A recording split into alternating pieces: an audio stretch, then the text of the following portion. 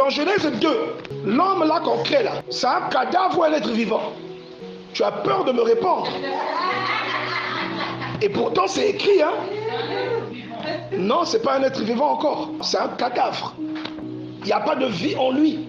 Jusqu'à ce que Dieu mette le souffle. C'est là que la Bible précise au verset 7, il souffla dans ses narines. Un souffle de vie, l'homme devint un être vivant. Mais quand il a formé le corps, c'était un cadavre. Amen. Mais dans Genèse 1, 26, c'est quelqu'un qui est vivant. Maintenant, question, est-ce qu'on parle de la même personne? Tu n'as pas leur sire de toi. Tu es sûr? Parce que celui qui est là-bas ressemble à Dieu et il est vivant. Mais celui qui est dans Genèse 2, il est formé avec la poussière. Dieu n'est pas poussière. Vrai ou faux? Dieu est poussière. Dieu dit à l'homme, tu es poussière, tu retournes à la poussière. Mais est-ce que Dieu est poussière? Au chapitre 2, au verset 7, il dit, l'Éternel forma, là il utilise le mot créer, il utilise maintenant le mot former. L'Éternel Dieu forma l'homme de la poussière de la terre. Mais pourtant, dans Genèse 1, on dit, il a créé l'homme à son image. Maintenant, l'image de Dieu là, c'est quoi? Alléluia. Il souffla dans ses narines.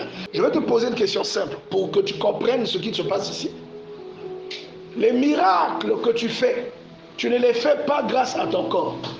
Tu les fais grâce à la partie qui est en toi et qui ressemble à Dieu. Tu comprends cela? En réalité, je vous ai expliqué ça le mardi. Celui que tu as en face de toi, ce n'est pas seulement Sœur Lise, c'est Dieu. Matthieu chapitre 25. Qu'est-ce qu'on nous raconte de Matthieu 25?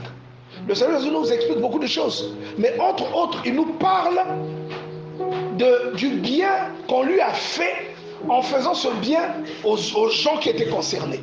Il dit, mais mon Seigneur, quand avons-nous fait cela? Il dit, chaque fois que vous l'avez fait à quelqu'un, c'est à moi que vous l'avez fait.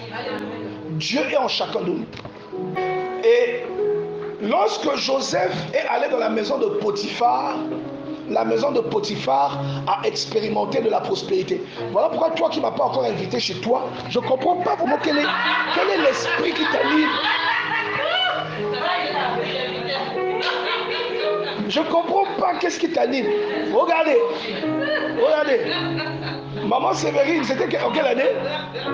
Il y a 2022.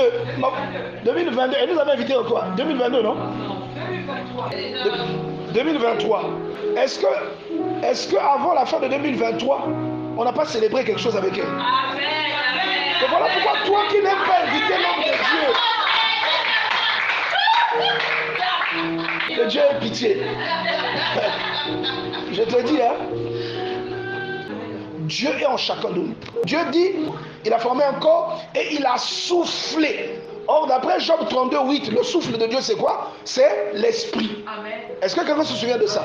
Donc, quand on dit que Dieu a soufflé dans l'homme, c'est l'esprit. Donc, vous, en réalité, tout ce qui fait votre richesse, Dieu l'a déposé dans ton esprit. C'est une partie de Dieu. Voilà pourquoi la Bible dit que quand quelqu'un meurt, il dit son esprit retourne à Dieu, l'esprit de l'homme. Alléluia. C'est ce que la Bible dit. Il dit que lorsque quelqu'un meurt, son corps retourne à la poussière et son esprit retourne auprès de Dieu. Alléluia. Amen.